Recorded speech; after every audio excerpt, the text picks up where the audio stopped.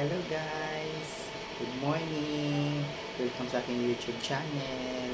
For today's video guys, pag-uusapan natin ngayon yung dalawang main topic natin. Tama ba? Main topic ang tawag nyo. Ito yung big ipon at saka big sahod.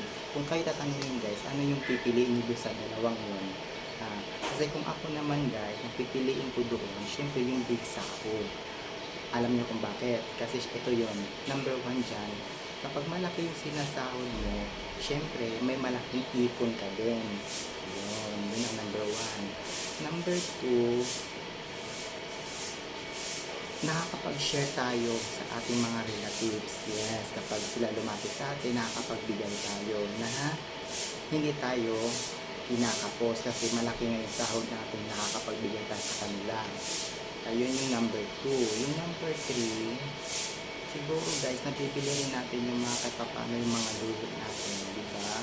Na hindi nagsasacrifice yung savings natin, hindi nakakapag-share pa tayo, at nakakapagbigay pa tayo. Yun, di ba? Yung malaking reason talaga kung bakit pinili ko siya yung malaking sahod compared to sa ipon. Kasi yung ipon andoon na tayo di ba?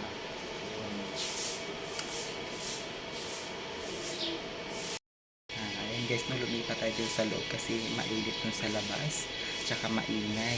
Ayan, yun nga guys, no, yun yung mga ilan lang na mga dahilan o reason talaga na kailangan natin piliin yung malaking sahod compared to sa ipon. Kasi yung ipon nga, andoon na tayo. Kapag may malaking sahod, may malaking ipon. Ayan. Ay, tayo siya guys, may ganito ako guys kasi natatapos ko lang maligo. Ayan, hindi ko muna siya inalis kasi basa pa kasi siya guys Ayan, thank you guys sa panonood guys, no, salamat sa inyo lahat, salamat po sa mga nag-subscribe at saka sa mag-subscribe naman din po. This po, I appreciate po mula sa akin puso guys. Thank you po. God bless po.